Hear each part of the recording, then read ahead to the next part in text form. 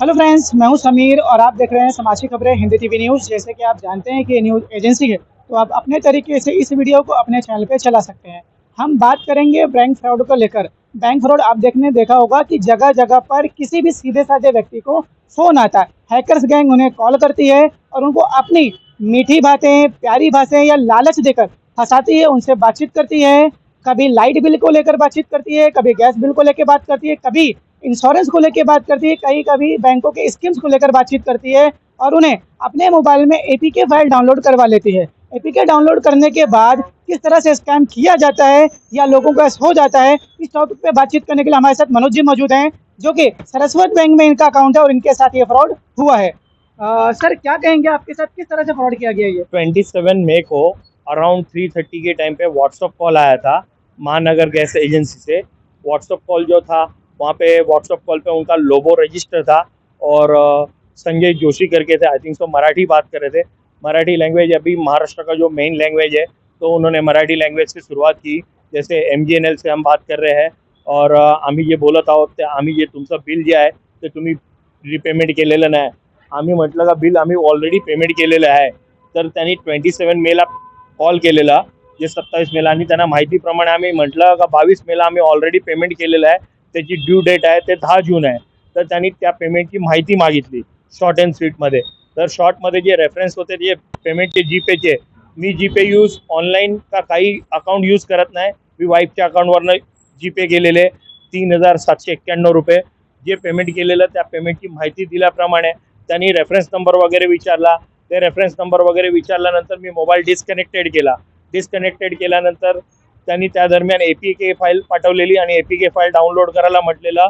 APK file download करता करता आम्ही ते डिस्कनेक्टेड केलं। तर डिस्कनेक्टेड केल्यानंतर परत रिव्हर्स कॉल केला त्यांनी, का बोलतात तुम्ही अर्धवट माहिती दिलेली आहे, तर तुमचं महानगरचं जे बिल आहे त्याच्यावरची अकाउंट डिटेल द्या। तर अकाउंट डिटेल दिल्यानंतर त्यांनी थोडक्यात म्हटलं आता तुमचं क्रेडिट कार्ड तुम्ही काय यूज करतात।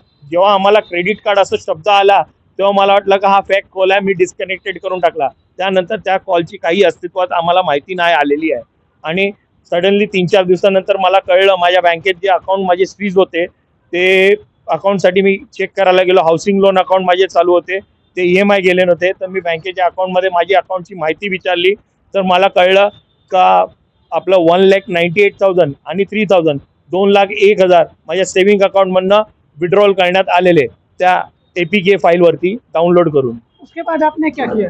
जे काही होती त्या दरम्यान आम्हाला माहिती पडला सर, आम्ही मालाड पोलीस स्टेशनला तक्रार 1930 वर सारस्वत बँकेत त्यांनी सांगितलं का तुम्ही कॉन्टॅक्ट करा आणि 1930 वर कॉल करा, पण 1930 कॉल लागत नव्हता। आम्ही इमिजिएटली मालाड पोलीस स्टेशनला गेले, 1930 वरती कंप्लेंट दाखल केली। परत कालच्या दिवसाला जी प्रॉपर FIR होती त्याची ती FIR पण दाखल करण्यात घेतलेली आहे।